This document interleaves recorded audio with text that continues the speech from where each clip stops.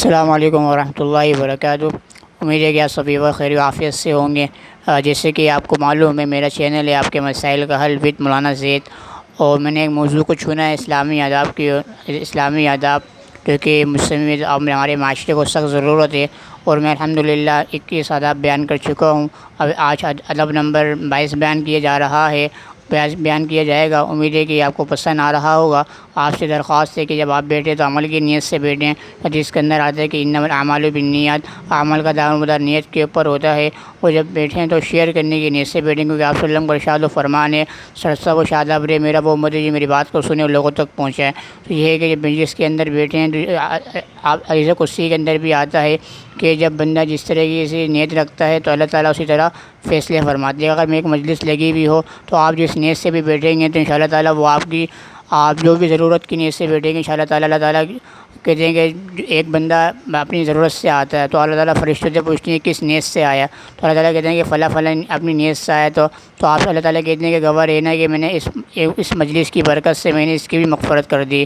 تو یہ ہے کہ آپ اچھی نیت سے بیٹھیں گے تو یہ ہے کہ اللہ تعالیٰ نیت کو دیکھتا ہے۔ لن ینال اللہ لحومها ولا دماؤها ولکن ینالہ التقوی، اللہ تعالیٰ نیت کو دیکھتا ہے۔ تو اب چلتے ہیں اپنے موضوع کی طرف۔ درود شریف پڑھ لیجئے۔ اللہم صلی علی محمد وعلی آل محمد کما صلیت علی ابراہیم وعلی آل ابراہیم انک حمید مجید۔ اللہم بارک علی محمد وعلی آل محمد کما بارکت علی ابراہیم وعلی آل ابراہیم انک حمید مجید۔ بسم اللہ الرحمن الرحیم، نحمدہ و نصلی علی رسول الکریم۔ ادب نمبر 22۔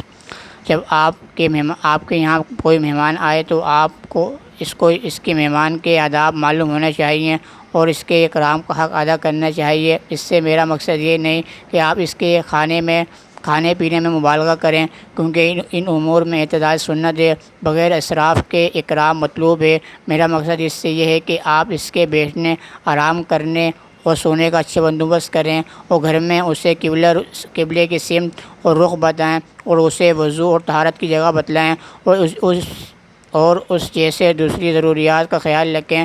جب آپ اپنے مہمان کو وضو کے بعد یا کھانے کے بعد یا ہاتھ دھونے کے بعد تولیہ پیش کریں تو وہ صاف ستھرا ہونا چاہیے، وہ آپ کے یا آپ کے گھر والوں کے استعمال والا نہیں ہونا چاہیے۔ اسی طرح اگر ممکن ہو تو آپ اس کے سامنے خوشبو بھی پیش کریں تاکہ وہ خوشبو لگائے۔ اسی طرح آئینہ بھی پیش کریں تاکہ وہ اپنے آپ کو سنوار سکے۔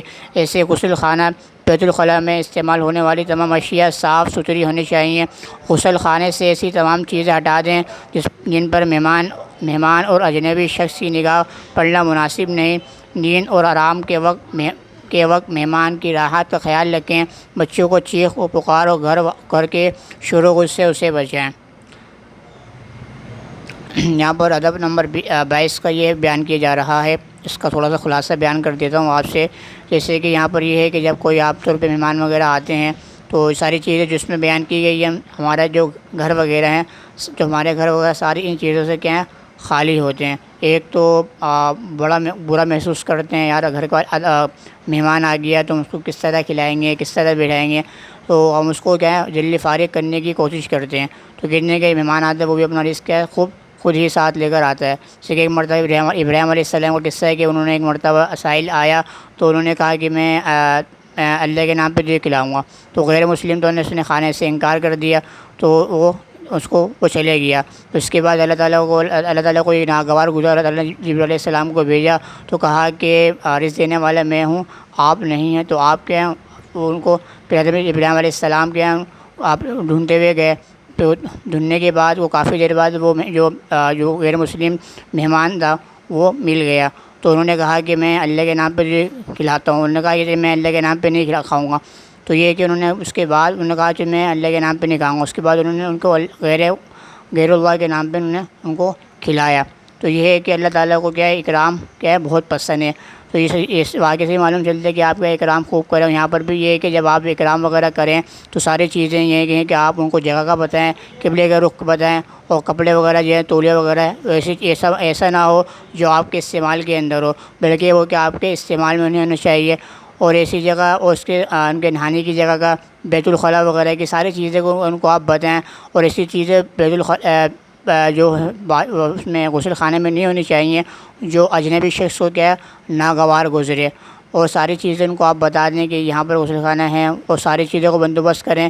پھر مقصد یہ ہے کہ آپ کھانے کے اندر غلوف نہ کریں، بلکہ آپ مہمان کے کرام اس طرح بھی ہو سکتے ہیں کہ آپ ساری چیزیں ان کو کیا ہیں آپ پرووائڈ کریں، یہ نہیں کہ آپ ان کو اچھے اچھے کھانے آپ پیش کریں، یہ کہنے کا مقصد نہیں ہے، بلکہ ساری چیزیں بیان کی گئی ہیں اس کے اندر آپ کیا ہیں ساری چیزیں آپ ان کا جیسے کہ قبلہ رخ کی طرف بٹھائیں، کھانے کا بندوبست کریں، ساری چیزیں ان کا آپ خیال رکھیں گے تو یہ بھی کیا اچھا اکرام میں شمار ہوتا ہے۔ آگے حدیث بیان کی جائیں گے، چلتے ہیں اپنے آگے بقیہ موضوع کی طرف۔ مہمان کی نگاہ سے مستورات کے کپڑے اور ان کے اس سے متعلق جو چیزیں ہیں انہیں دور رکھیں، کیونکہ یہ وقار کا حصہ ہے اور یہ آپ کے مہمان اور یہ آپ کے مہمان کے لیے عزت کا باعث ہے۔ آپ خود بھی مہمان کے سامنے اچھی حیت میں آئیں، اگرچہ اس میں تکلف نہ ہو، نہایت ذوق اور احترام سے خدمت کریں اور اچھی دوستی و محبت کی وجہ سے اس میں سستی وقار کے خلاف وضع قطع اختیار نہ کریں۔ ہمارے سلف صالحین جب ایک دوسرے سے ملتے تھے تو اپنے ظاہر کا بہتر اہتمام کرتے تھے، بخاری مسلم۔